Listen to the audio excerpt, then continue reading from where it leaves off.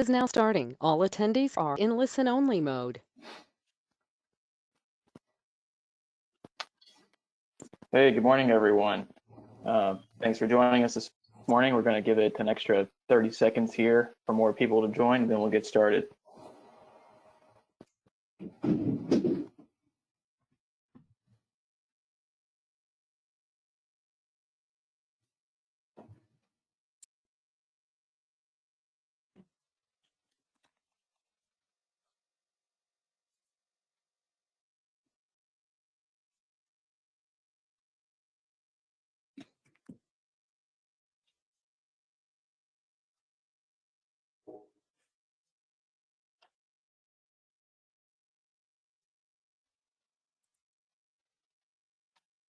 All right, so let's go ahead and get started. Good morning again. Welcome to today's webinar. Thank you for joining us. My name is Ryan Brumfield. I'm the Innovation and Data Branch Manager with the Integrated Mobility Division at NCDOT.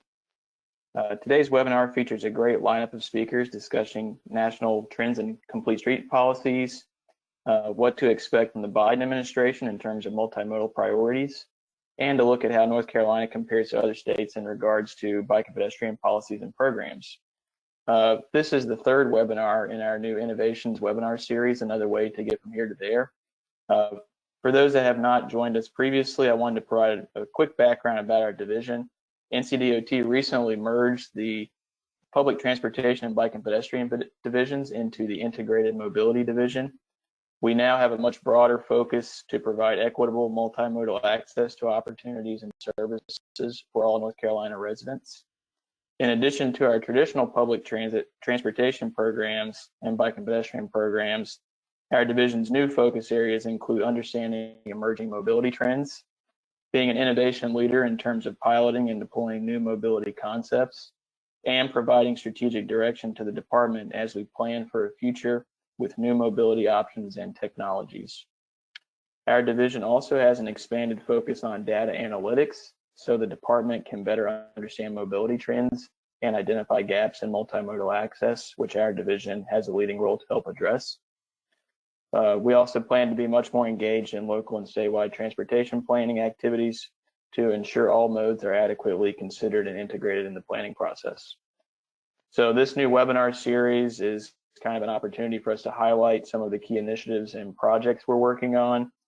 This is the third, like I mentioned, in our series of webinars. The first two were held in October and November, and then we have two more that are on the schedule for early next year. Just a few housekeeping items to go over before we get started. Because we have such a large audience, we have all attendees muted currently. If you have questions during the presentation, please put them in the chat box. I know there's also a Q&A box as well.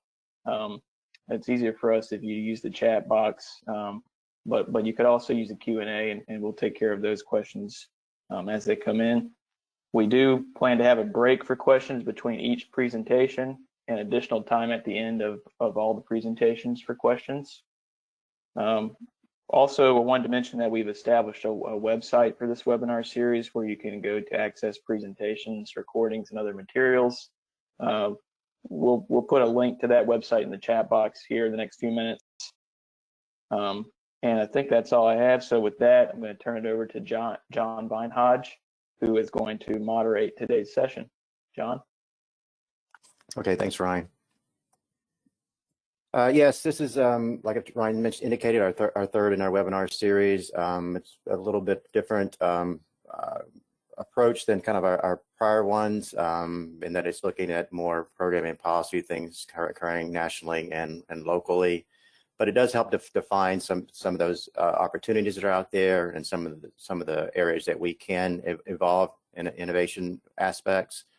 So it will provide some good information on kind of understanding some directions we can go. So as you can see there, these are some of today's speakers. Scott Goldstein will first lead off and discuss some things going on nationally and some potential priorities coming up with the Biden administration. And then this for the second one, VHB, Lauren Blackburn and Kara Peach, and also some DOT staff will give some observations as well from a recent peer exchange project that was completed. and Srinivas Pudalgurtha and Suzanne Leland, professors at UNC Charlotte, will give some information on a recently completed research study that they did looking at complete streets, other policies and programs, related ones in the state, and also compared to other DOTs. So with that, I will start out with Scott, and I guess Scott, if you can, we can go to your screen, and I'll just give a quick bio of Scott. Scott Goldstein is the Policy Director for Transportation for America. Prior to joining Transportation for America, Scott worked as the Congressional Relations Officer for the Washington Metropolitan Area Transit Authority. Before working there at WMATA, Scott served as a Legislative Director for Congressman Henry Hank Johnson of Georgia, where he managed a legislative team and focused on transportation, health, foreign affairs, and energy policy.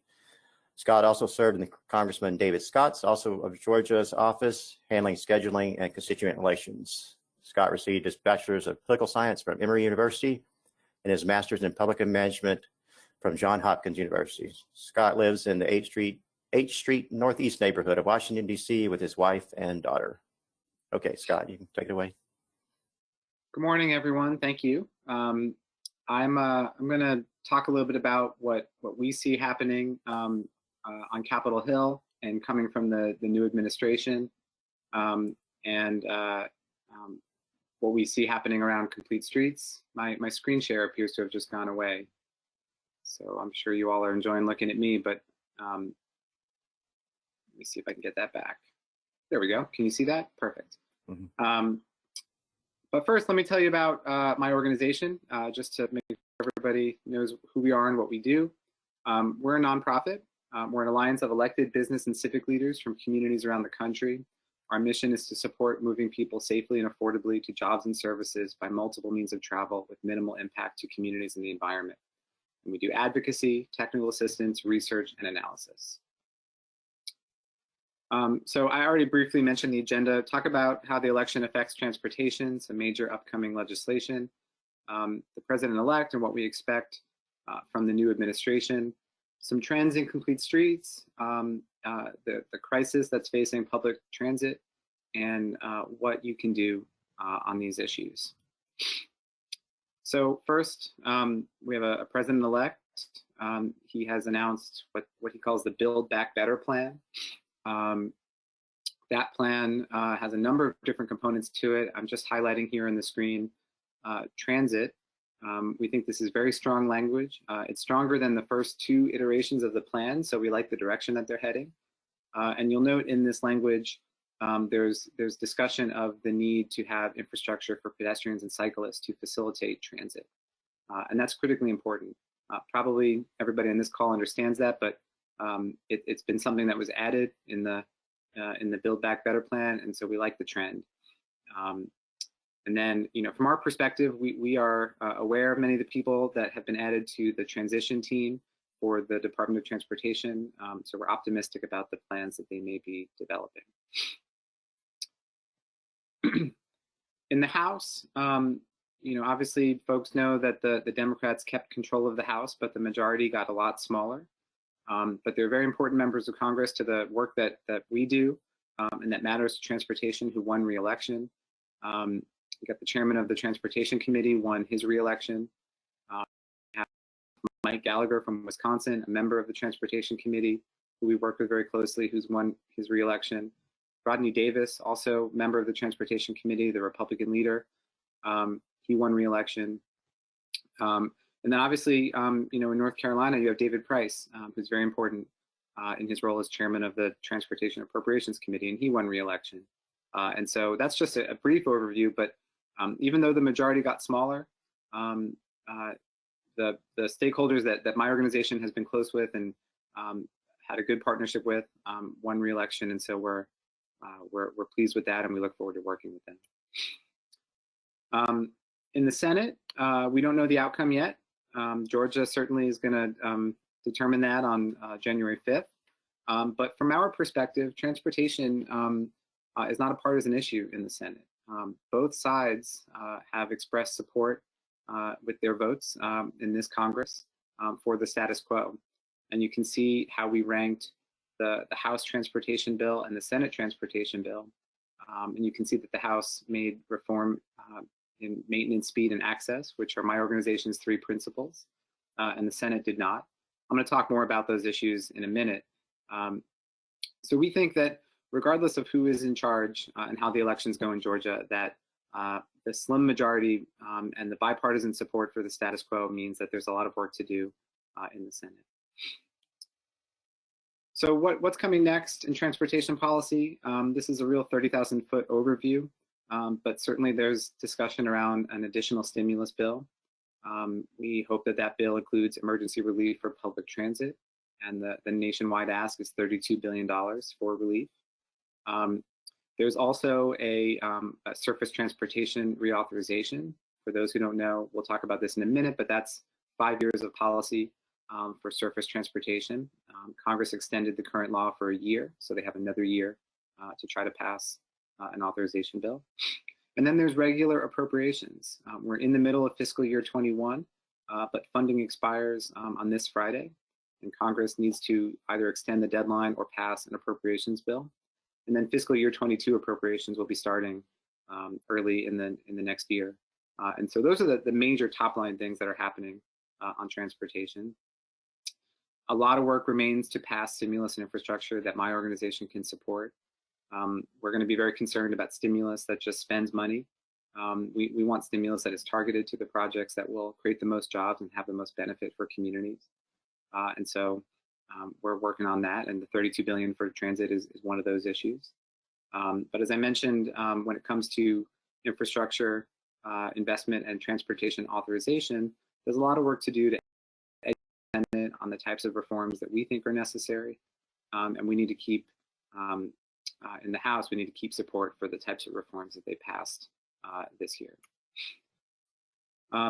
So on the reauthorization issue, I did briefly just mention this, but again, Congress extended current law, which is called the FAST Act, by 1 year. But that, even though it sounds like we have a lot of time, we have to engage now. And we have to recognize that they may extend the law even further as they work out another bill. And so, as I said, my organization would like to build on the things that we saw in the House bill, which is the INVEST Act. And in the Senate, we have to keep working to secure reform. So let's talk about that reform that we're hoping to secure. We believe at my organization that we don't really have a funding problem, that we have a policy problem. And too much of the conversation on Capitol Hill is around how to raise revenue for infrastructure and not around how we invest that revenue. So we want to talk about the policy. So I mentioned this briefly earlier, but I'll talk about it a bit more now. We have 3 principles. The first principle is to prioritize maintenance. We would like to see any infrastructure bill prioritize whatever revenue is available for maintenance first. And we think we can significantly cut the road, bridge, and transit maintenance backlog if we do that.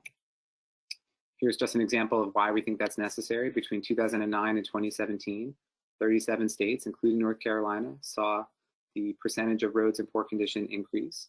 And that was a period where we had enormous investment in infrastructure. States are just spending the money on expansion and not on maintenance. And so we need to prioritize maintenance. Our second principle is to design for safety over speed. We need to instill in our federal program and our state programs a real effort to deal with safety, and that requires designing roadways for the speeds that we want them to go. We need to put pedestrians first, and so we want to see reforms that do that in the federal program. And we want that because the data shows that we have a problem. It is very dangerous to be a pedestrian in this country. You can see, and I'm sure folks are familiar with this, the faster a vehicle goes, the more likely a pedestrian who is hit by that vehicle is to die or be seriously injured. And so we need to have a serious conversation about speed. And also, it is getting more and more dangerous to be a pedestrian at the same time that it gets less and less dangerous to be a passenger in a vehicle. And so as pedestrian and cyclist fatalities are increasing around the country, we need to deal with this. Our third principle is to organize our transportation system and make investments in our transportation system around improving access to jobs and essential services. And so instead of prioritizing speed as the goal and using speed as a proxy for whether a person has access to the things they need, we need to look at the system using modern technology and determine whether it truly does provide access. And so that is our third principle. And so we think we need to do that because folks, I'm sure, are familiar, but we have a problem of induced demand. We're building more and more highways, as I showed on that slide before. We're expanding our roads despite our maintenance growing, and yet we're not even solving congestion. And in so doing, we're causing sprawling development that leads to less and less access by any mode other than a car. And when you're in a car, we're in congestion and we're driving a long way. So the result of that is reduced access, as well as more and more emissions. We did some research. We have a report called the Congestion Con. Between 1993 and 2017, we looked at the 100 largest urbanized areas in the US. We travel more now than we did in 1993. Miles driven per person grew by 20% in those areas. At the same time, we added an enormous amount of freeway capacity to try to deal with that congestion. Here's the top line. Overall, in those 100 metro areas, freeway capacity grew 42%, population grew only 32%, but congestion went up 144%. And as I said, when you induce all this new driving, not only do you create congestion, but you lead to more emissions. And so whether it's climate change or asthma or other associated public issues from driving, all this driving is contributing to air quality and emissions problems. So that's a top line on stimulus and why we want to see reform around maintenance, safety, and access.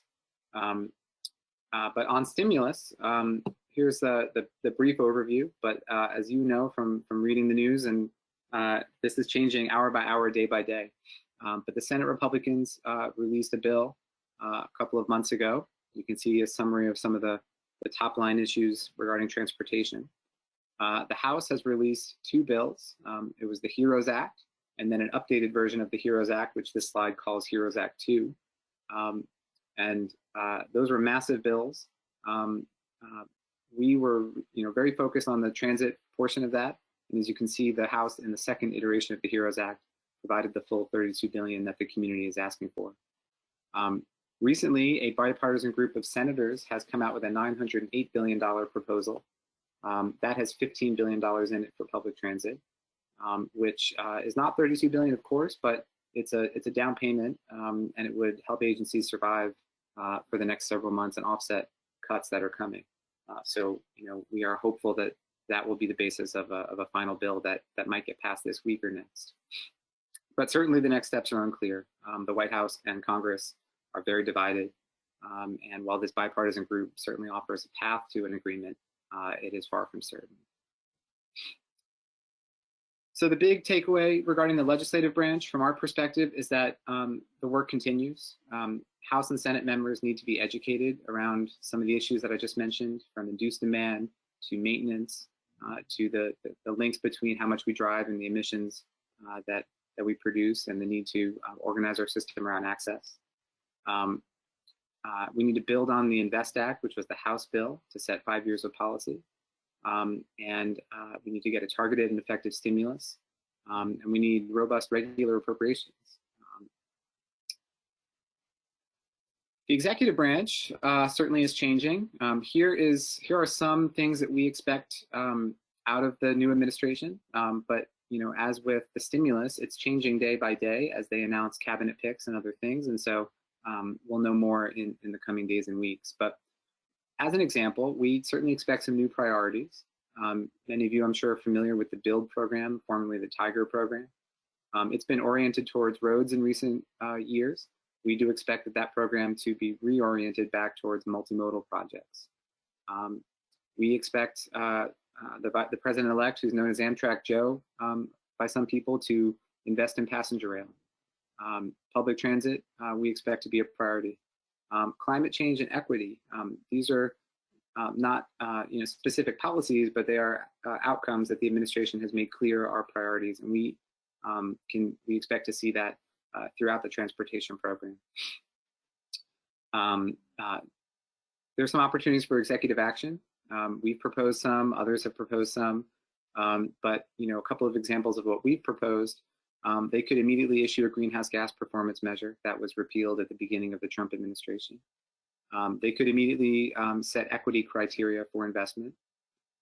They could immediately improve safety by eliminating the ability of states to set negative safety targets. Those are just some examples that we've proposed, and as I said, many stakeholders across the transportation community are proposing ideas, and the administration will be taking them in and acting on them, we expect, in short order once they're in office. Last but far from least, the president has a bully pulpit. When he is in office, he can talk about these issues. He can talk about the links between transportation and the built environment and climate change and equity. He can talk about complete streets. He can talk about transit. And in so doing, that helps define the conversation, and that helps focus Congress and stakeholders around the country on the types of investments that we might want to see. And we hope that he will do that. So turning to complete streets, for those who don't know, Transportation for America, my program, is part of Smart Growth America. That's our parent organization. And one of the other programs within Smart Growth America is the National Complete Streets Coalition. So we work hand in glove with our colleagues there. And so I'm going to tell you a little bit about the work that they've done. There are now more than 1,600 complete streets policies across the country. Since the Complete Streets Coalition updated framework in 2018, we're seeing more and more communities adopt policies that are stronger, more binding, and which include accountable steps for implementation, as well as policies that directly address equity, both in performance measurement and oversight, community engagement, and project selection. And so we'll see on the next slide how these policies have progressed across the country, but this is really important. When we first started working on this issue, we saw policies be adopted, but they did not have strong accountability measures, and equity wasn't, as much of a priority in many of those policies. And today, we're really seeing not just good policies, but good accountability measures to make sure that we implement those policies and benefit all communities when we do that. So I'm going to just show you very briefly how things have progressed since 2006. And only going to 2018 because we don't have more recent slides, but you'll see it's a pretty significant progression. This is 2006. You can see the policies that were enacted at the time. North Carolina did not have a state level policy. This is 2007. North Carolina now has a state level policy. Other states have it. I'm going to go fairly quickly through this, but you can see the progression around the country as states begin to enact policies, and then local policies begin to be enacted within states. And so when we get all the way to 2018, you can see some real development around the country. Every state except Vermont has a policy, and lots of local policies within those states. And so we're really pleased with that. But as I said, we're seeing growth not only in the number of policies, but in the binding steps to ensure that the policies are implemented effectively. And so we need not just policies, but we need strong policies and strong implementation. And not all policies are strong. And so we need to think about how are we going to achieve that vision? What is the vision? What is our core commitment? And then to whom and where does the policy apply? And so here are some examples. It needs to apply to all projects and phases. If there are exceptions, they need to be clear, and there need to be clear delineations of jurisdictional issues. Here are some things to think about with regards to binding steps. So we have a core commitment. We have a broad applicability of our policy. The policy now needs binding steps to make sure it is implemented properly. And so this is something, as I mentioned, that we're seeing more and more of in recent years, and that's wonderful. Oversight. It's important to have binding steps, but we need to have a process in place where there's oversight to ensure that those steps are are done. And so here are some examples: hard deadlines, documented accountability, inclusive membership, cross-departmental work. These are ways to ensure that the binding steps are implemented, and that if they're not, we can address that and move forward. We need to have collaboration across jurisdictions, and so we need to have states and municipalities working together. So states need to incentivize the adoption of complete streets policies and adopt new funding criteria. And then municipalities need to work with their states. They need to have demonstration projects. They need to set their repavement schedules further in advance. These are just some examples of ways to work together, but it's not one size fits all. All the jurisdictions in a state need to work together. That's a lot on complete streets.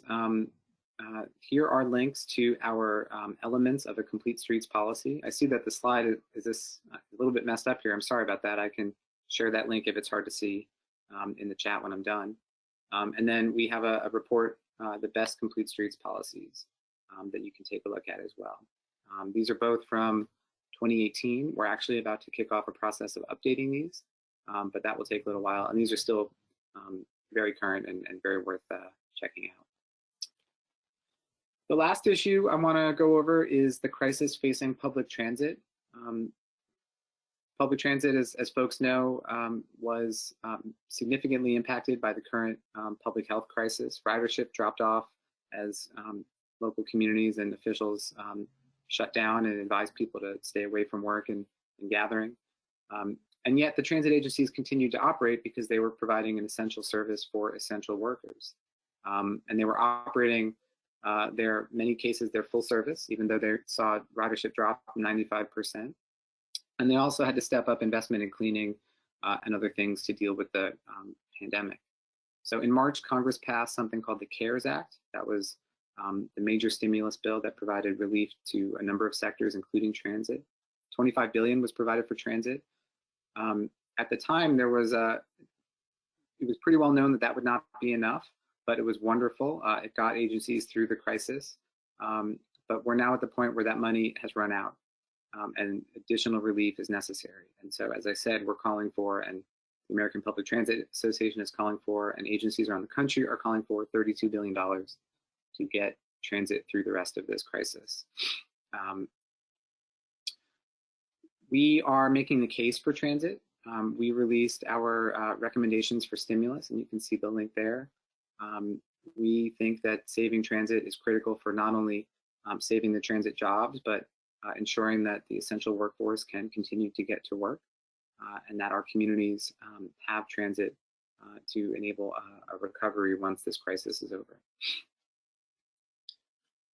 And we're making the case based on jobs because we looked at what happened in 2009 when the Recovery Act was passed, and we saw that $1 from the American Recovery and Reinvestment Act that was spent on public transportation produced 70% more job hours than a similar dollar spent on highways. And operating support for transit, which is what Congress provided in the CARES Act and what we're calling for with the $32 billion, that preserves jobs directly because you're preserving service. And so that's essential transportation in a recovery, which also preserves jobs because those people can now get to work. So you can see the link to our research on the 2009 Recovery Act there. The advocacy is working. Even though we haven't secured the $32 billion yet, we have gotten attention. You can see some of the results of our efforts. We have letters from labor, from 200 organizations around the country. We did another letter where we got another 200 organizations around the country to write Congress. Senators have spoken up. 100 House members have spoken up. We've had national rallies, but we need to keep the pressure on because Congress has put money for transit in the various proposals, but nothing has become law yet, and we need to make sure that there's funding in whatever becomes of a new stimulus package. So wrapping up here, just to talk about some of the actions that you can take to save transit, and that's the hashtag that we've been using. You can send a message to your congressional delegation. If you go to that link, you'll be able to send a message right to your congressperson telling them to provide funding for transit. You can tweet. In fact, today, the American Public Transit Association is running a Twitter campaign.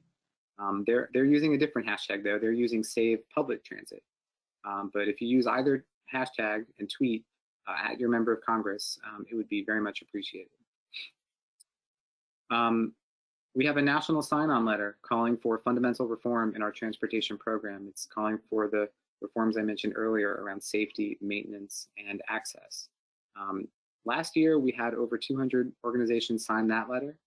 And as I mentioned, we saw that the House acted on those reform ideas.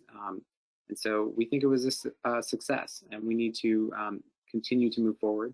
So we strongly encourage any elected officials, any local communities, any business organizations to sign on.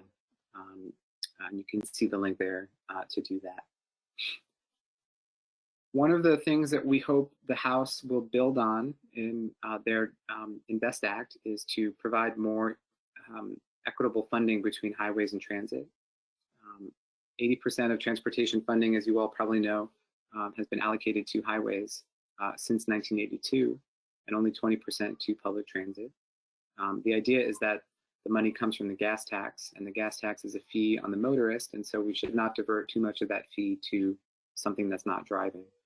But as more and more funding for transportation is coming from the general fund and not from the gas tax, we think the logic for this 80-20 split no longer applies. And any stimulus, which will be entirely deficit funded, should not be bound to that historical precedent. So we have a petition where individuals can sign on calling for funding highways and transit equally. And Congressman Chuy Garcia from Illinois has introduced a resolution with 34 members of Congress co-sponsoring it, calling for equal funding between highways and transit. It's important to note here that we are not calling for cutting highways. We're calling for increasing transit funding. It's a statement of the principle that if we value this mode of travel, we have to invest in it. And we certainly hope that folks on this call can express their support for that principle. Finally, I think this might be my last slide. For local communities on the call, whether or not a stimulus is passed, whether or not regular appropriations are passed on time or a new authorization is passed on time, we do expect that new funding and new policy is coming. And so it's time to prepare. You see the bullet point there to identify shovel-worthy projects. That's not my term, that's not my organization's term, but that is a term that folks who are close to the transition team have been using in the media. And it's notable because it's different from what we heard in 2009, where it was shovel-ready projects. And so what we found in 2009 was that we invested in a lot of projects that weren't necessarily the best choices. They weren't complete streets, they weren't necessarily transit, they weren't necessarily maintenance. We just invested in the things we could do quickly. But there is now more talk about shovel-worthy. What do we want? What are our goals? What is the best investment in our community? And so we need to start identifying those projects.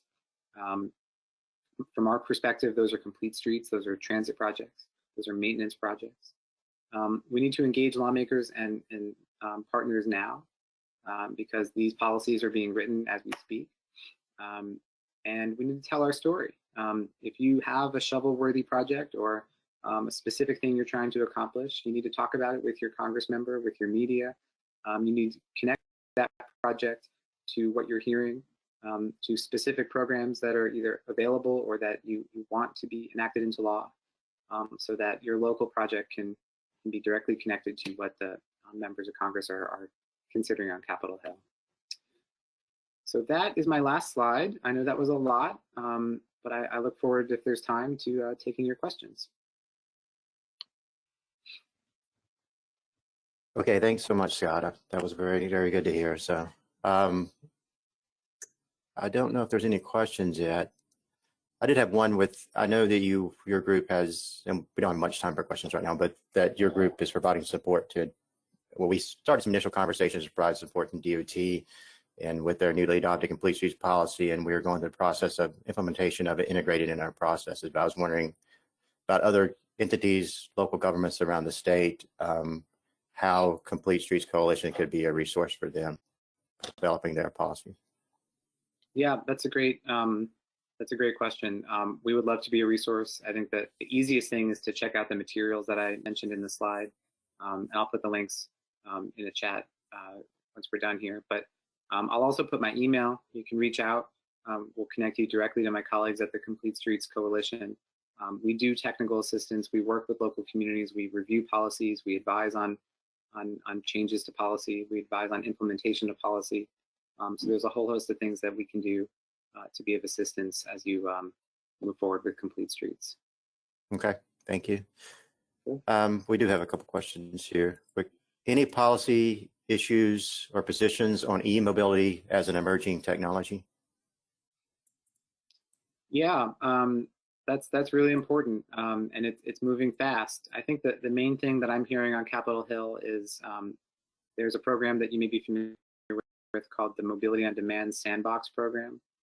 It's run by the Federal Transit Administration, and currently it's essentially, you know, how do we link up ride sharing with transit and work on maybe shared payment, things like that.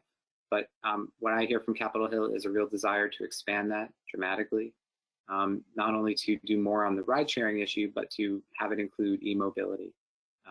And so we're involved in that conversation. We don't want to take away any funding that might go to transit, but we do think that cities and transit agencies need to be able to plan for integrating these services and investing in them. And so we're working on that. Okay. We'll do one more question and then we'll move on, and then people can hold their questions or put them in the box and we'll respond at the end of the webinar if you can hold on. So, but one more for Scott is bike ped. In that slide where you had 20% of transit and 80% for highway for how Congress splits those funds, is bike ped included in the 20% of funding for transit? No, bike ped is separately. It's so de minimis to the overall investment that we didn't even mention it. It's something like $750 million went to bike ped in the last year, and so that's a lot of money and it's important. But what my organization feels is that we need to take our highway program and organize it around safety, as I mentioned. And so there's over $40 billion by formula to states annually for highways. And we need to make sure that those highways are designed for bike and pedestrian users and designed for complete streets. And so we don't think we need a new separate program for bike ped. We think we need a highway program that supports all users, including bike and pedestrians. Okay. Thank you, Scott. Okay, we'll move on to the second presentation. This is integrating multimodal projects into transportation planning, and we're going to have multiple speakers on this. This was a project originated out of DOT requesting some funds from FHWA, and I'll give a little background on that, and then both Kara Peach and Lauren Blackburn with VHB firm out of Raleigh who led this effort, will kind of speak to the process and the outcomes and some recommendations that occurred. And then we also have Jason Schrantz and Pam Cook from NCDOT will kind of talk through some of what they've participated in the peer exchange and what their takeaways of that process. So you can jump a slide. So, well, no, stay right there. It's fine. I'll first give some bios for this. Again, I'll kind of start it off, but then Kara Peach will kind of talk about the processes. And Kara Peach is a transportation planner in the safety practice at PHB. Kara began her career in the field of public health, focusing on the built environment, physical activity, and obesity prevention and treatment. She made the transition to transportation planning 8 years ago and specializes in integrating transportation and health. With VHB, Kara is a project manager for highway safety projects at the local, state, and federal level. Her primary responsibilities include strategic planning and meeting planning and facilitation. Kara received a bachelor's degree from Indiana University and a master's in psychology of sport and physical activity from the University of Iowa. Outside of work, she enjoys sharing her passion for parks and green spaces with her husband and 3-year-old. And then Lauren Blackburn, who would kind of speak to the recommendations and outcomes that were discovered in with meetings with the 3 states. is a senior project manager with VHB. Lauren has over 17 years experience in multimodal and long-range planning, and she is based in VHB's Raleigh, North Carolina office. Her key areas of interest are in bicycle and pedestrian transportation, comprehensive planning, roadway safety, and community health. Prior to joining VHB, she worked for NCDOT's Bike Ped division as their director. Previously, she was the planning manager for the town of Davis in North Carolina. Lauren received her bachelor's of landscape architecture from the University of Arkansas at Fayetteville and her master's in urban and regional planning from the University of Illinois at Urbana-Champaign. She is a member of the American Institute of Certified Planners and also a member of the Transportation Research Board Standing Committee for presentations. And then, not really bios, but Pam Cook is, and Jason Schrantz with DOT will kind of wrap this up, but Pam is a transportation engineer with the Transportation Planning Division representing the Mountains region, and Jason is an engineer who manages NCDOT's Strategic Prioritization Office. So just getting this kicked off underway, I'll just give a brief overview and a little background on this project. This was an FHWA STIC funded project, State Transportation Innovation Council. And what they do is they provide about $100,000 to each state DOTs each year for certain evaluation and for potential incorporation of kind of standardizing certain innovative practices to incorporate it into the DOT processes. So, and it's broad; it can cover a lot of different types of areas and focus areas. So, but what we submitted for and were awarded was to kind of look at, and we were awarded in 2018, was kind of look at what the multimodalism aspect and how that was occurring and how we can kind of shift some things we're doing in DOT. And kind of looking at how a lot of DOT's processes at that time particularly were really looking at modes separately from like the planning process on throughout, where you had like the CTP, Comprehensive Transportation Plans developed in the Plan Division office were looking at modes individually, and also planning efforts in the Bike Ped office and transit planning efforts too were really just looking at those individual modes. And then of course you had also with prioritization, scoring projects individually and programming as well. So we were really looking at everything individually and wanted to kind of evaluate how maybe we can look at these different ways of transportation as one. So that was kind of our challenge. And so we were presented that, we were awarded that. And so our objectives, as you can see there, really is that kind of third bullet focusing on integrating multimodal projects with highway projects and looking at from both the long range planning aspect, looking at the CTP process, but also other plans that are done within DOT, evaluating it at that level, but then also going even further for other DOT processes to see how things occur in project development, prioritization, and programming. Because even if you respond to shift your focus in long range planning to a more multimodal complete streets direction, you still need that also to occur later in the process as a project goes through project development to really develop kind of a multimodal approach. So we explored innovative approaches and best practices by reaching out. It was a peer exchange, as mentioned, and reaching out to those other states, try to identify ones that had kind of they were kind of comparative in respect to North Carolina, but also we wanted to identify ones that had kind of unique approaches to either planning, prioritization, and programming. And those were the four that we selected. Well, the three that we selected: Florida, Ohio, and Virginia. So and that, as we were doing that process, I think we started in 2019, but ordered in 2018. But in the meantime, DOT was fortunately already doing a lot of things going in this direction at the same time.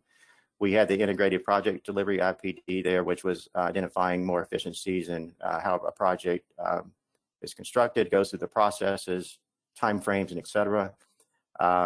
We had the complete streets policy adopted in 2019, and in 2020 approving the implementation guide, FAQs. So that policy was helping us to achieve some things that we're identifying in this study at the same time. So, and of course, the merger of the bicycle, pedestrian, and the public transportation divisions into integrated mobility division this really aligns with kind of our mission and our focus moving forward. And deliverables, we had, it's of course the peer exchange, and also VHB produced a document earlier this year that will identify outcomes and then direction and give us action steps to incorporating some of the recommendations. And finally, with the partners, it was Integrated Mobility Division, Transportation Planning Division, Pam Cook, and the Strategic Prioritization Office, Jason Schrontz. All us 3 groups were involved throughout the process, participated in all of the peer exchanges, and provided feedback throughout the process. So with that, I'll pass it on to Kara, and she can kind of get on more into kind of how this all happened. So. Right. Thank you. Yeah, so as, let's see if we switch there we go. There. So as John mentioned, that NCDOT requested a peer exchange from FHWA, and you know, the peer exchange is really important in identifying the right format for a meeting to get the best information and the best outcome from your peers. And the peer exchange is a little bit different format than your typical conference or webinar like this, where a conference or a webinar, you spend the majority of the time with someone making a presentation with a few minutes for question and answer. But for what NCDOT wanted to get from their peers and really get into more information, the peer exchange format really is organized so there's just maybe 10 minutes at the beginning of a presentation with a presentation from a state, and then the rest of the time is dedicated to open discussion and facilitated conversation, so we can get to know one another, how practices really happen at their state or within their agency, so to learn more in depth. It's a more collaborative, usually smaller, more personal than a conference, and it really is focused on a specific topic. So here, our focus was on integrating multimodal transportation with several subtopics, which Lauren Blackburn will discuss in a few minutes as we get into more details and the opportunities for North Carolina. And our attendees were really multidisciplinary. So the purpose was to invite multiple agencies from each state. So the benefit was that each participant could learn what their counterpart was doing within another state, but then could learn what their colleagues were doing within their own state. So it really encouraged that external learning opportunity, but also an internal learning opportunity where the states could regroup together and talk about how they could work between their silos, break down silos, and see how work is being done in other states, and take that as a learning opportunity. So typically, we like to do peer exchanges in person with, you know, this type of opportunity to have one-on-one. Peer exchanges can last from half a day to up to 2 days or 3 days. A day and a half is usually a really good amount of time to get into those detailed conversations and also have opportunities to do that networking, so on-site lunch times, or if it's a day and a half, an evening activity. So as we were planning this in January 2020, planning to get together in April or May, we had to quickly pivot and identify a way where we could still get the benefit of that interaction with one another, but do it virtually. And I have to say, this is one of the first events that I think that we pivoted very quickly by conducting this in April and May of this year. And so with everyone really learning how to work from home and use the different platforms, I think, you know, it went well. We were able to get a lot of good information from each of those states. So, but we, you know, with an in-person event, like I said, you have the opportunity for the first hour or hour and a half dedicated to learning about each other's states, introducing yourself, showing the org chart, how do the policies work within the state, what's your language, how do you identify multimodal transportation. But being web-based, we didn't want to stick all of that time and discussion and really take up a day or 2 full days of someone's work schedule, knowing too that what a kind of chaotic time it was. So the way we organized it, we scheduled 3 different days, 2 hours at a time, each focused on a specific subtopic.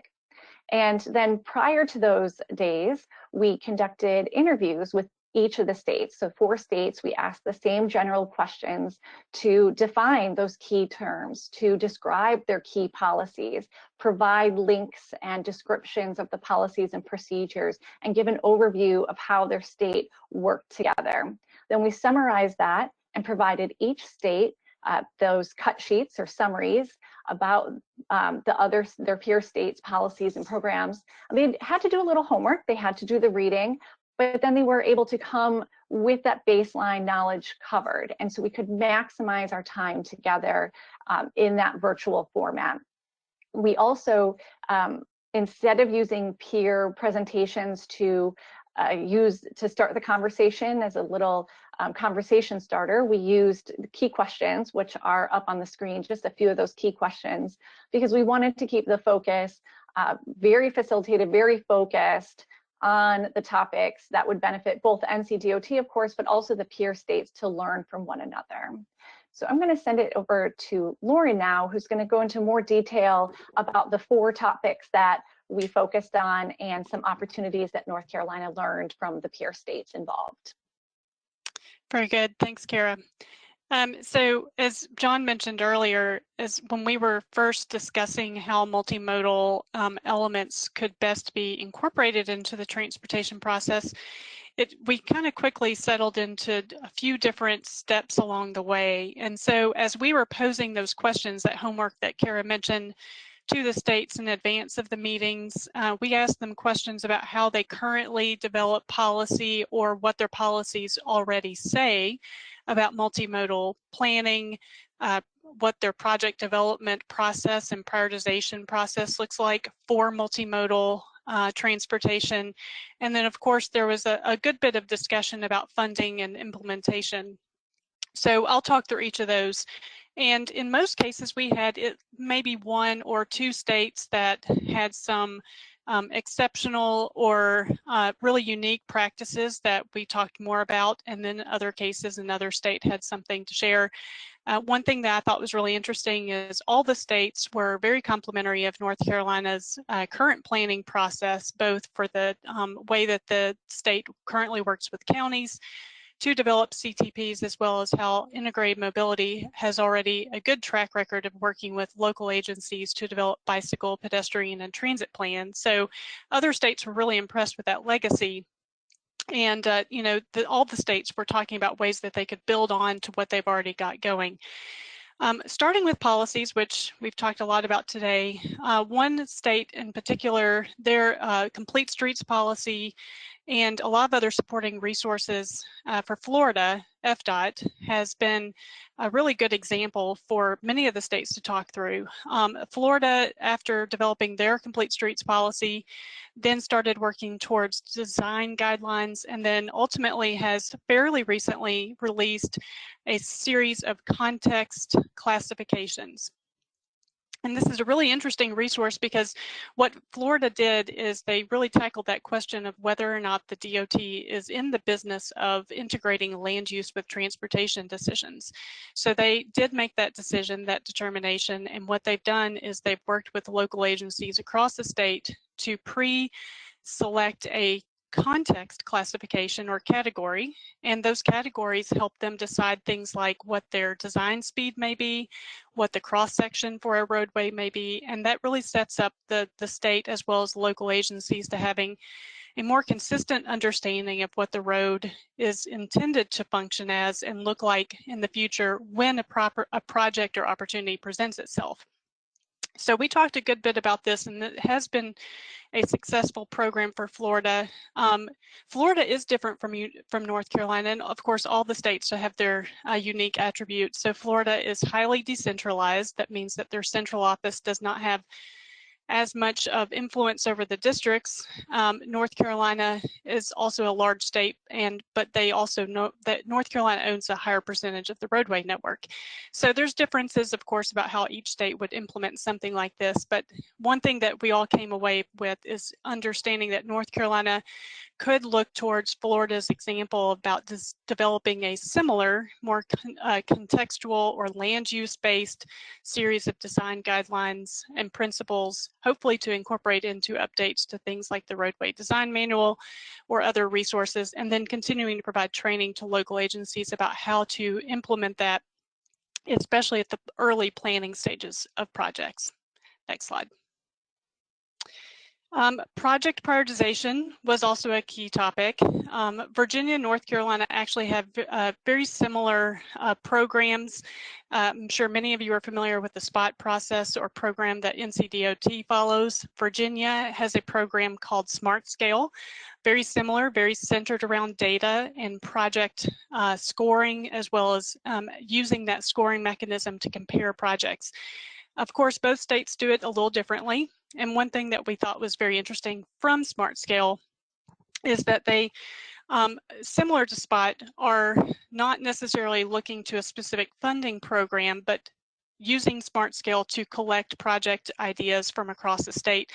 Multimodal within the Smart Scale program effectively gives some bonus points, if you will, to the project. So that is an incentive to include multimodal elements.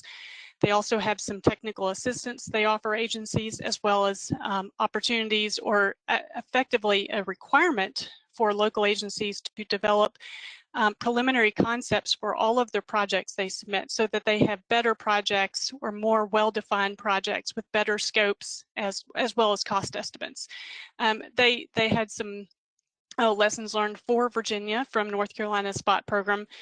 But things that we took away from that is that North Carolina may look to how Virginia uses Smart Scale to track ultimately implementation, as well as using things like the Smart Scale program to provide assistance to local agencies to develop better projects that could ultimately be more competitive into the funding prioritization.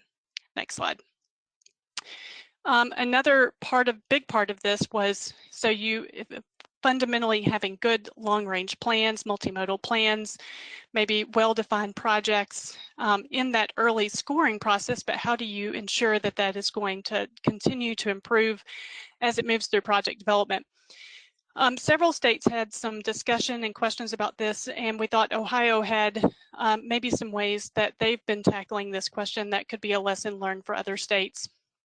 Ohio is also fairly decentralized. It owns a relatively small percentage of the roadway network. So in some ways it's very different from North Carolina, but Ohio DOT puts a lot of energy into providing assistance to local agencies, not only as they develop their projects, but also as they are working through the project development process.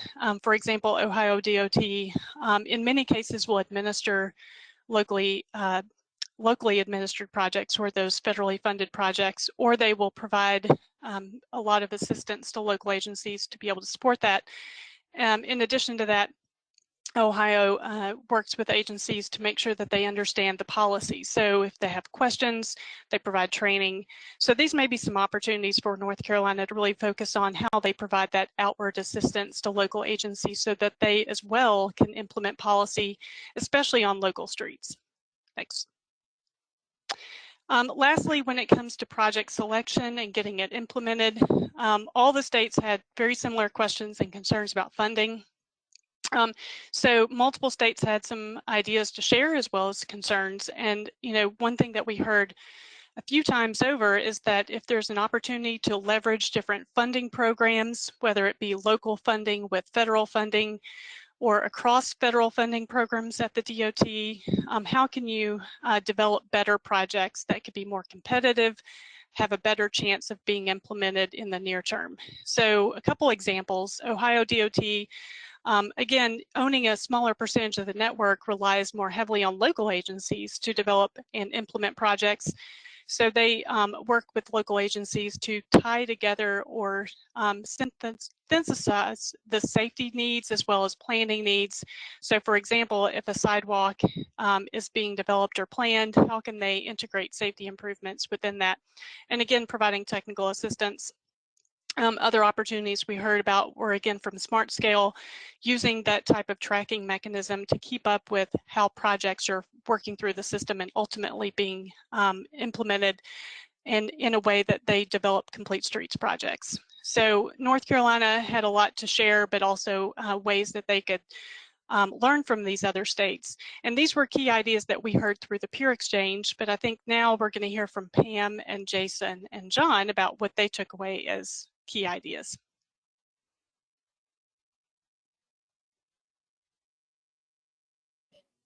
Okay, I think I'm unmuted now. So I'm Pam Cook with NCDOT Transportation Planning Division. I really appreciated being allowed to be part of the peer exchange. I learned a lot from the other states and also from our AMD unit. We've consistently, comprehensive transportation plans have been multimodal. We required a land use plan in an area of at least 5 years or more recent before we would work with an area to do a CTP.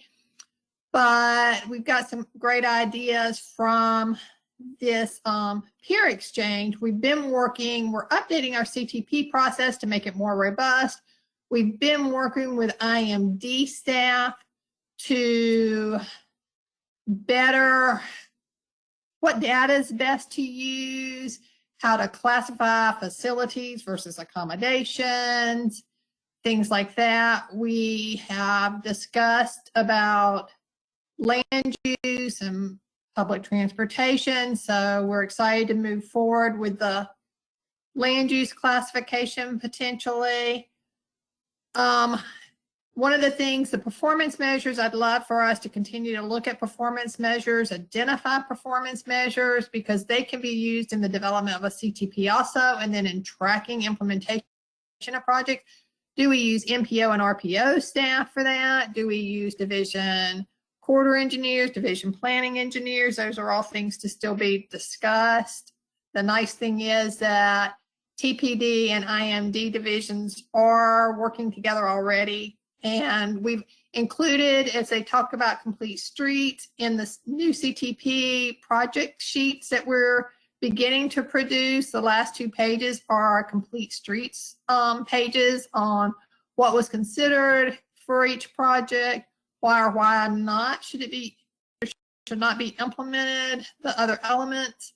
So that will be following along with the project information.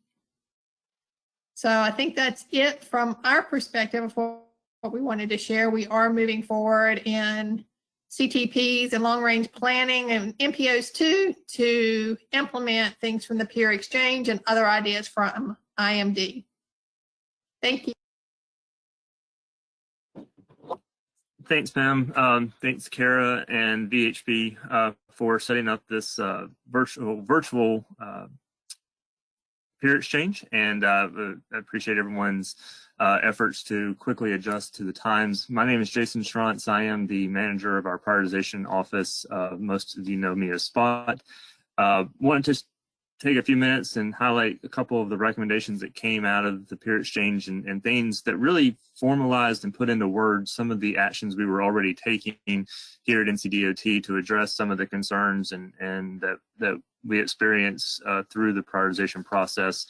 One of the major recommendations was kind of linking the planning efforts prior to prioritization. There was a lot of discussions around express designs, and express designs are a newer tool that has come into development for projects that are in and around the spot prioritization timeframe here recently.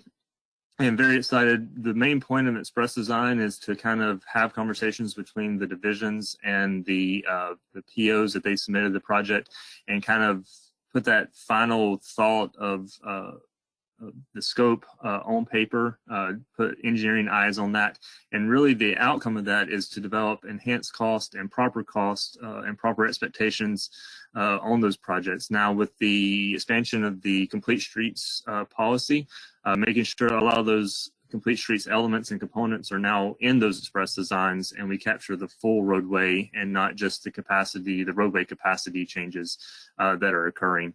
One thing that was talked a lot about, and Pam just mentioned this as well, is kind of the enhanced roles of our central or our corridor development engineers, our CDEs. through the IPD process, the integrated project delivery process, there's a lot of conversations about having project champions and having that one individual or that one role that carries that project from planning through prioritization, making sure that it scores the best that it can and give the project the benefit of the doubt, and on to scoping and project design and making sure those documents that are developed on a project earlier in the planning process are carried forward all the way through prioritization and into scoping and into the future project manager. So we continue to enhance our scoring criteria and look at those cross-program coordination. The SPOT office has multiple research projects, either that have been approved or that are proposals, really looking at a lot of issues that were talked about in the peer exchange and important to IMD, including quantifying the benefits of these bike ped and transit projects a little bit, looking at social economic benefits and impacts, and different ways that we can enhance our scoring. So very excited for the next little bit about what is going to come out of that. The SPOT process out of P6 has continued to meet with our work group. So our work group did not finish meeting once we approved the P6 criteria. We've kept an ongoing prioritization committee this time. And I look forward to bringing some of these recommendations once they're finalized in the final document from this peer exchange to that work group, and we can continue having those conversations so that we don't lose ground on the great progress we've already started. So again, thank you to VHB and for the invite from IMD to participate. And I know our units continue to enhance our communication and work together. Thank you. Right, exactly. Thanks, Jason, and thanks, Pam and Kara and Lauren. I appreciate that. We're going to move on to the next one due to time considerations.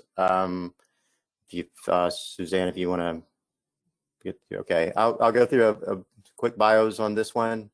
Benchmarking non-motorized policies and project delivery research study recently completed, led by Suzanne Leland, who's a professor in the Department of Political Science and Public Administration of UNC Charlotte. She directed the Masters of Public Administration from 2012 to 2016. Suzanne received the 2019 Donald Stone Distinguished Scholar Award from the American Society of Public Administration and the 2020 Harshini De Silva Graduate Mentor Award from UNC Charlotte. Her research focuses on intergovernmental relations in the areas of transportation policy, governance, and economic development. And also Dr. Srinivas Pulagartha, who is currently working as a professor and research director of the Department of Civil and Environmental Engineering, also at UNC Charlotte. He is currently directing the Infrastructure, Design, Environment, and Sustainability Center on UNC Charlotte campus, which is acronym is IDEAS. He is a fellow of ASCE and is actively involved in various professional organizations, committees, and he has experience and work in many diverse fields, including traffic safety, alternate modes of transportations, ITS, GIS, transportation system planning, data analytics and visualization, AI techniques, and others. So with that, I'll hand it off to Suzanne and Srinivas. Okay, good morning, everyone. I am here today to present benchmarking on motorized policies delivery project. And can you see my full screen? Okay. Yes. Sure, we're all set up. Okay. So this project took about a year for us to develop. It was a proposal from myself and Srinivas Pulagartha, so kind of pairing somebody that studies intergovernmental relations and does a lot of surveys and interviews with someone that's a civil engineer for this project was kind of where we fell. And but we had a lot of help on our project. We had Robert Boyer, who is in Sweden right now, but he is a certified planner who used to work at UNC Charlotte in geography. And then we had 3 research assistants, Christine Danas, Sarah Ann Smith, and Saravia Janathi, helping this project. So the goal of this,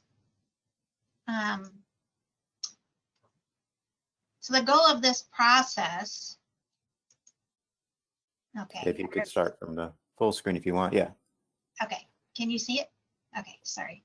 All right, the goal of this process was really to investigate perspectives about the demand for future North Carolina bike and pedestrian projects, identify key barriers to local government participation, and also to determine how to accommodate the best needs of urban, suburban, and rural municipalities across the state.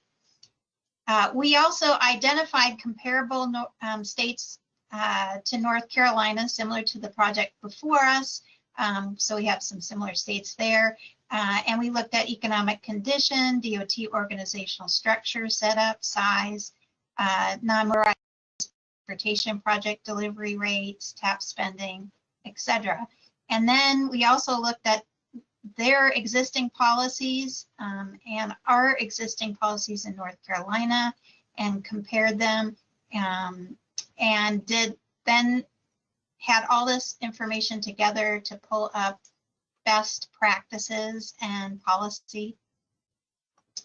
So we actually had 4 different components. And I'm sorry, this is, oops, 4 different components to the project. And the first piece of the project is a scoping study. We developed metrics across all 50 states to compare to select similar states to North Carolina and did an extensive literature review.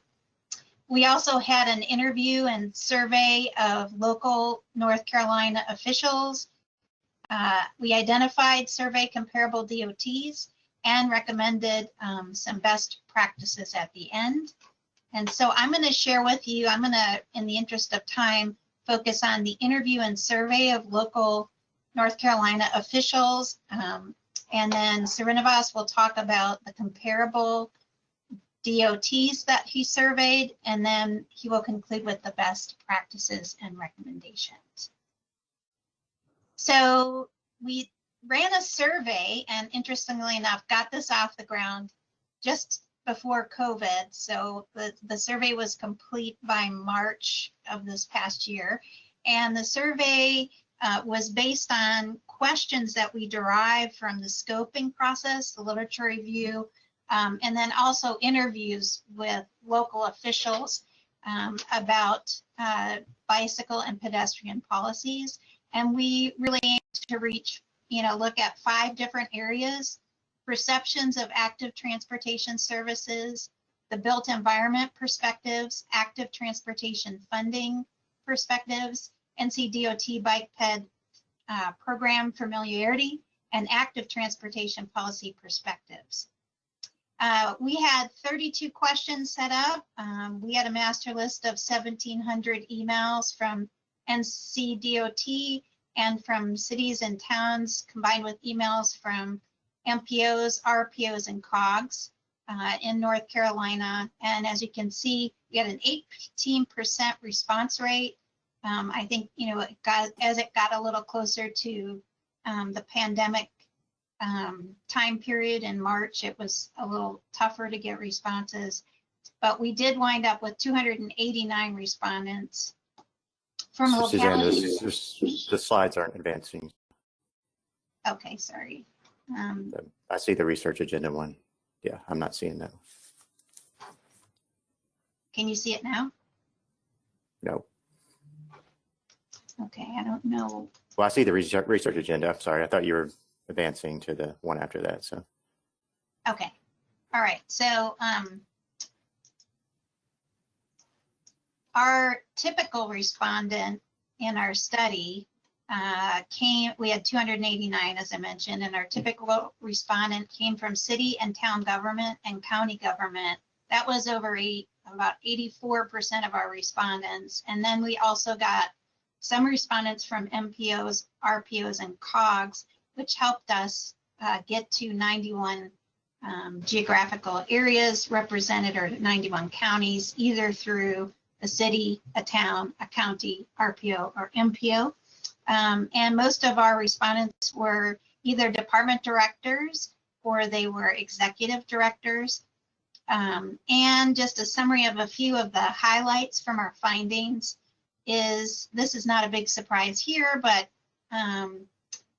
Most officials said it was safe to walk in the location that they serve, and that walkability was a community priority. But our perceptions of bike safety is a little different than the walking safety issues. And in fact, the majority of respondents agreed that it was not really safe to walk and bike. To bike in their community, and nor was it as big a priority as walking. But there were some hindrances also discussed. Lack of bike lanes and infrastructure was the #1 reason. Personal safety concerns was the second, and the third was a lack of safety measures. So as you can see, a theme of safety and infrastructure there. And then for the built environment, we asked them about what would increase walking and biking in their jurisdiction. And you can see with the brown and the green represent, agree and strongly agree with the statement. But here, just to highlight, improved connectivity was the most popular answer, followed by a very close second of widen shoulders and provide paved paths, and then also placing more walking infrastructure out there. Also, obstacles to improving bike ped conditions that localities, COGS and MPOs and RPOs cited that really the lack of dedicated funding, lack of access to grant funding, and right-of-way restrictions were obstacles to improve biking and pedestrian conditions in their jurisdiction. The built environment perspectives, again, prioritized for organizations in terms of improving bike ped conditions. Of course, no big surprise here. #1, safer conditions for pedestrians and bicyclists, then improved community health, and then creating opportunities for tourism, which was a bit of a surprise for us. Active transportation funding perspectives were really that, there were several factors that made it difficult to access grant funding. Required matching was the #1 reason that they found it difficult, and then administrative capacity. And in terms of increasing the likelihood that they would be able to apply for grant funding for their jurisdiction, they cited staff with technical support and better bike and pedestrian data. Okay, so as far as we looked at North Carolina program familiarity, are you familiar with North Carolina's walk and bike program? The good news is that more than half of all respondents were familiar with Walk Bike NCs, and also that they were familiar with Complete Streets, and actually a little bit more familiar with the Complete Streets program. And now I'm going to turn it over to Srinivas Plugartha, who is going to talk about the state DOT survey of comparable states to North Carolina and our recommendations. Okay, thank you, Suzanne. Good morning, everyone. As Suzanne mentioned, our second objective is to survey other state DOTs, more specifically focus on comparable state DOTs and document existing policies. We developed a survey questionnaire that comprised of 20 questions, and as you can see, they include details related to organizational budget, allocation of funds, infrastructure elements, and so on. And the map to the right shows the states that responded to our survey. We got survey responses from 13 states, and we identified 4 comparable states. Next slide, please. So this slide summarizes the financial details. The ones that are highlighted in kind of blue are the comparable states of Florida, Georgia, Tennessee, and Virginia. As you can see, the total budget ranged anywhere from less than $1 billion to, let's say, Florida, which is about $10 billion to $20 billion overall budget. In terms of funding, funds spent on the pedestrian bike projects, It's anywhere from kind of less than $1 million to as high as $10 million to $50 million spent by Florida. And the percent ranges seem to vary. I mean, for example, it could be anywhere from less than 0.5% to greater than 2%, whether we are talking about independent bike ped projects or ped bike projects that are, in addition, I mean, that are implemented along with the highway projects. So next slide, please. We kind of followed it up with a little bit of like an analysis to see what's the amount spent per person, and you can see that it varied anywhere from I would say less than 10 cents per person to, let's say, about like $1.5 to $7.5 that was spent by Tennessee. So overall, what we've seen here is Florida seems to be having the highest of the total budget. I mean, amongst the agencies that responded to the survey, Florida and Tennessee, they have very similar in terms of like ped bike budget range, and Tennessee seem to be spending the highest in terms of per person. So next slide, please. So our next question was focusing more on hindrances or factors that influence pedestrian activity or walking activity. You can see the questions that are kind of in the first column. They range anywhere from sidewalks in poor condition to improved street lighting condition. And we asked them to respond to see if they thought it was a major reason or a minor reason or not at all a reason, kind of like a hindrance and not encouraging pedestrian activity. And I know it's not a statistically large sample size, but you can see the major reasons include, for example, when you look at all the 13 states, destinations are too far or no sidewalks as the major reason. But if you were to look at just the comparable states, it could be bad driving behavior, it could be no sidewalks, it could be unsafe intersections or kind of like congested traffic conditions. And the minors, the reasons seem to vary. The next question is kind of very similar, looking at hindrances or factors influencing bicycle activity. Again, I think Susan, you skipped one slide. So in this case, the questions again varied related to no bike parking, no bike lanes, and so on until like what's happening kind of like within the surroundings, if they're appealing or not appealing. And you can see these responses varied between the two, let's say, between the two sets like we compared, like all state DOTs and let's say the comparable state DOTs. So no bike lanes seems to be a major problem that was identified by several states. Certainly bad driving behavior is another one. Traffic conditions are again other aspects that were identified as major reasons for not seeing adequate or enough, let's say, biking activity. So the next question, what we tried to ask was their perception of, let's say, factors that they think would benefit strengthening strategies or solutions that will enhance, let's say, bicycling and walking, either directly or indirectly. And you can see that allowing for safer, faster work and school commute seems to be a major factor or a minor reason for most of the states, followed by network of multi-use paths, which would encourage bicycles to kind of to bike more. But there are a few others that were kind of listed in the last row. These kind of seem to be, let's say, varying between the agencies or state DOTs that responded. They include like creating and enhancing opportunities for school-age children. Traffic congestion was kind of seen as a problem by one or two state DOTs. Accessibility and environmental health, again, are other reasons for improving, are kind of looking at infrastructure improvements. Next slide, please. So we kind of followed it up with, let's say, understanding questions to understand, let's say, the bike ped policies. Again, I know Susan looks like you skipped a couple of slides. And those policies range anywhere from context-sensitive solutions to, let's say, ADA compliance strategies and so on. Again, North Carolina, it's primarily context, complete streets policy. In case of Florida, it's more like a data-driven approach.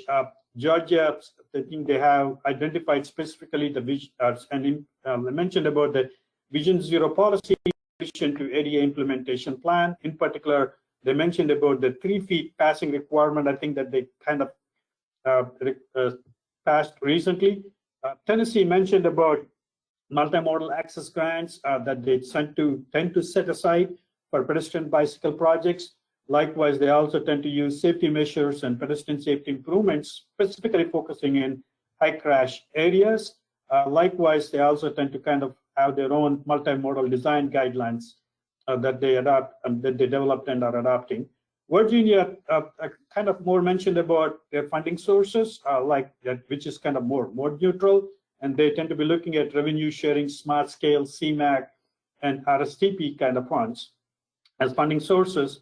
Likewise, they're also kind of like providing funds, cost share funds for implementing pet bike projects. Next slide, please. We also asked about what their, let's say, sample projects are best, recently executed best pedestrian and bike projects. And this slide summarizes some of the projects, and they tend to vary based on whether you're looking at urban areas or rural areas. In rural areas, it tends to be more trails and paved road shoulders, whereas road safety audits, road diets, safe routes to school, sidewalks, bike lanes, bridges, and greenways trails seem to be more popular in urban areas. They're kind of considered the best practices. So overall, once we looked at the survey from state DOTs and the local agencies, we kind of had several brainstorming sessions to come up with some policy recommendations. One of the recommendations is to kind of invest in matching funds for federal grants and build administrative capacity, kind of leveraging more federal funding, working with municipal governments and local agencies. Based on what we have observed, we kind of, our recommendation is to see if we could allocate 3 to 4 times more funds for pedestrian bicycle projects. Also see if we could have dedicated funding similar to either Tennessee's multimodal access grant, and I know Arkansas seems to have recreational trails funds. There are a couple of, let's say, specific opportunities that were explored by state DOTs. Likewise, Florida DOT suddenly mentioned about exploring NHTSA's 402 and 405H type funding resources, in addition to submitting proposals for funding from NCHRP or other sources. So these are some that could certainly be explored, in addition to what we have been kind of looking at, like TAP, Surface Transportation Program, CMAQ, and HSIP funds. We also thought we could kind of like leverage local government and regional support for active transportation. That certainly creates more economic, let's say, development opportunities. Also come up with, let's say, additional support infrastructure that are designed specifically for bicycling and walking, as I said, trails and paved roads, shoulders in rural areas, and several opportunities that could be explored in urban areas. Next slide, please.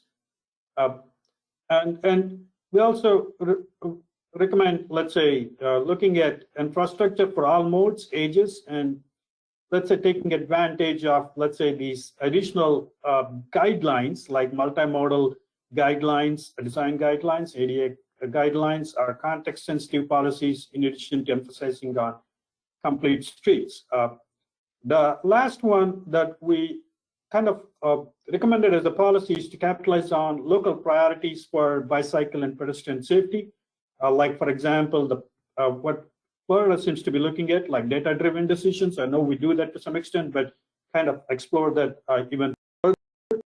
One of the things that we identified through our research is North Carolina is probably one of the states with 2 feet passing and I think passing requirement, and most of the comparables, almost all the comparable states are looking at 3 feet, let's say, minimum passing requirement. So we thought it would be, let's say, a good kind of like opportunity, kind of like explore and probably recommend at least a minimum 3 feet passing requirement, maybe consider a higher passing requirement on higher speed roads. For example, South Dakota has, let's say, 3 feet passing requirement on roads that are 35 miles per hour or less.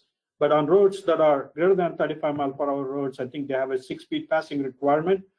Likewise, I know New Hampshire, I think, has like a very similar 3 feet passing requirement for roads that are less than 30 miles per hour. But for anything greater than 30 miles per hour, they kind of are recommending an additional foot of clearance for every 10 miles per hour. For example, if it's 40 miles per hour, you're looking at 4 feet, 50 miles per hour road, you're looking at 5 feet, and so on. So these are some recommendations and best practices that we identified as a part of our research. I think, I know I tried to rush to keep it on time, but hopefully at least it gave a good overview of what we did as a part of our project and what we provided as recommendations. Thanks, Srinivas and Suzanne. Yeah, we kind of squeezed you there at the end. So, but it's 11:30. We do have one question. We can at least cover this one, and then I'll wrap up the last two slides just about AICP and the next presentations. This is regards to slide number 16. And if, well, it'd be good if we could see it, I guess. But anyway, within that slide, it says there is this is a state DOT financial details summary, and it breaks it out by operating budget, percent independent, and percent, yeah, that one. So that looking at comparison North Carolina and Tennessee, how there's similarities in their percentages, independent and the combination of independent and incidental, but the operating budget for Tennessee is significantly higher than North Carolina. This is kind of the question. I'll just setting it up. How do you reconcile states like Tennessee and North Carolina, similar Fed allocation budgets total and similar percentage of total spent on independent and incidental bike ped, but operating dollars is shown as 10 to 50 times that of North Carolina? Could this be an issue with how operating budget is defined? Did you get that?